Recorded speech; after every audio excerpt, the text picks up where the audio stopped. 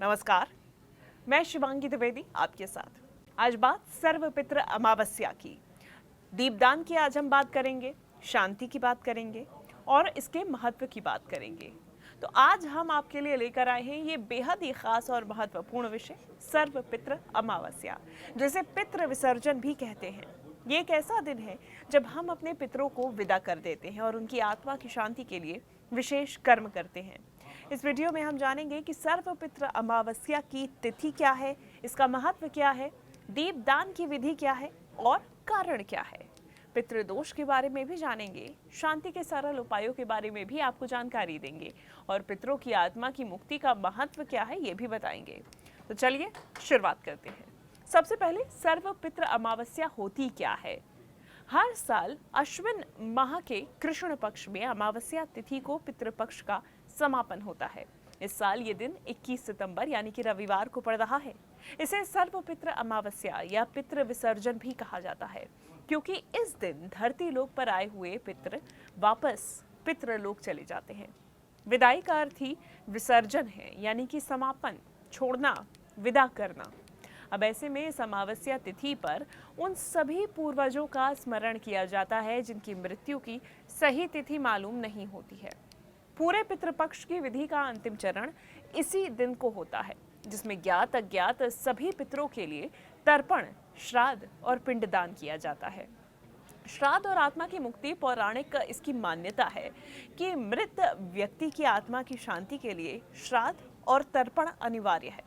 ज्योतिष के अनुसार अगर किसी मृत व्यक्ति का 3 साल तक श्राद्ध नहीं किया गया तो वह आत्मा प्रेत यानी कि प्रेत योनि में प्रवेश कर सकती है, यानी कि भटकती रह सकती है। अगर बात करें तमोगुणी आत्माओं को मुक्ति दिलाने के लिए श्राद्ध बेहद ही ज्यादा जरूरी होता है और इसीलिए इस अमावस्या के दिन सभी परिवार अपने पूर्वजों की आत्माओं की शांति के लिए पूजा करते हैं, कर्म करते हैं।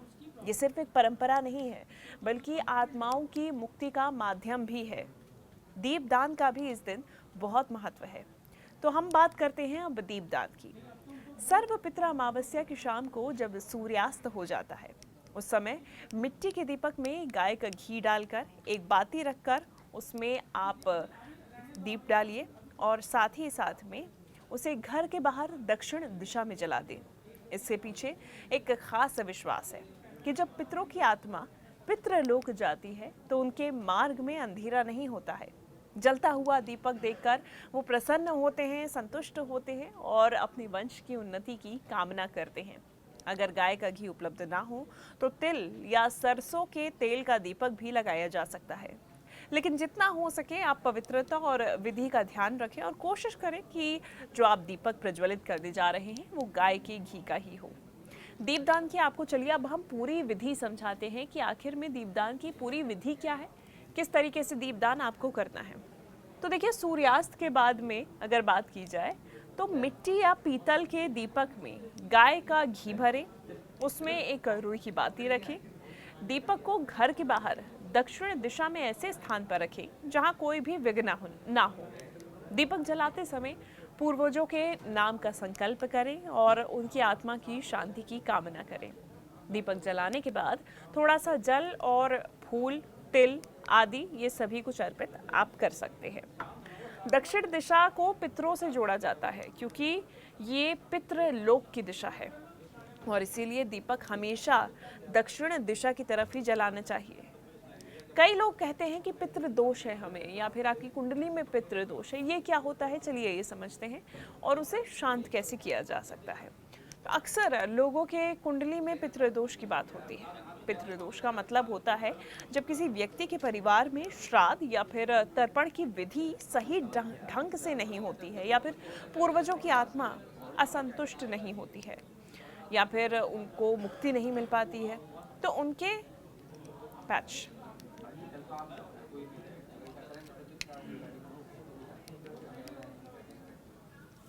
पितृदोष का मतलब होता है जब किसी व्यक्ति के परिवार में श्राद्ध अथवा तर्पण विधि सही ढंग से नहीं होती या पूर्वजों की आत्मा संतुष्ट नहीं होती, तो उनके वंशजों की कुंडली में पितृदोष आ सकता है।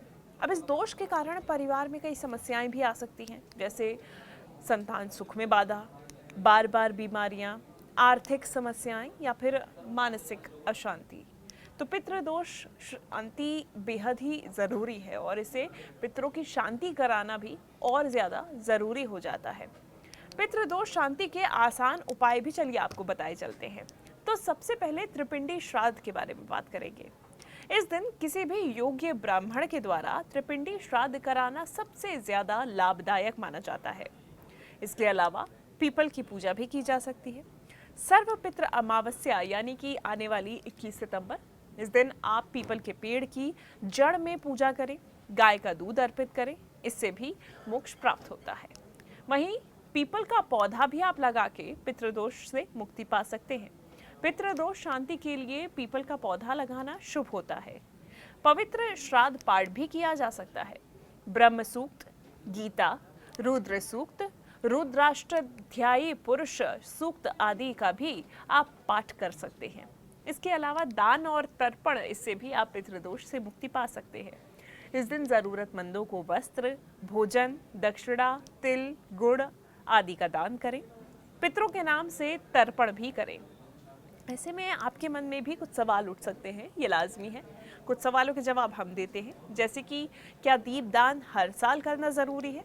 तो देखिए, हाँ, पितृ पक्ष के समाप्ति वाले दिन यानी कि सर्वपित्र अमावस्या वाले दिन दीपदान का विशेष महत्व होता है। इससे पूर्वजों की आत्मा को शांति मिलती है और उनका आशीर्वाद आप पे हमेशा बना रहता है। अगर आपको लगता है, ये सवाल है कि क्या पितृदोष से छुटकारा पाया जा सकता है? देखिए, पितृदोष शांति के उपरोक्त उपाय करने और नियमित श्राद्ध तर्पण करने से दोष शांत हो सकता है। पीपल पूजा और दान भी जरूरी है। किन बातों का ध्यान रखना है आपको, चलिए ये बताते हैं।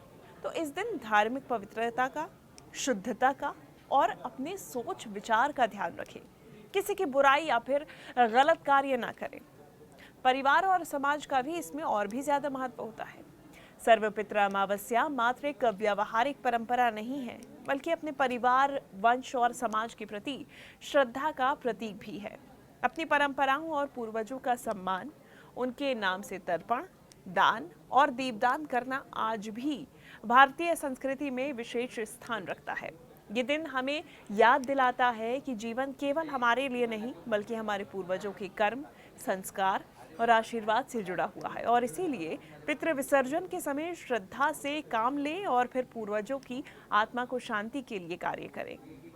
तो अंत में आज हमने जाना है कि सर्वपित्र अमावस्या का धार्मिक और सामाजिक महत्व क्या है, दीपदान आखिर क्यों महत्वपूर्ण है और पितृदोष की शांति के लिए, आत्मा की मुक्ति के लिए श्राद्ध विधि क्या है।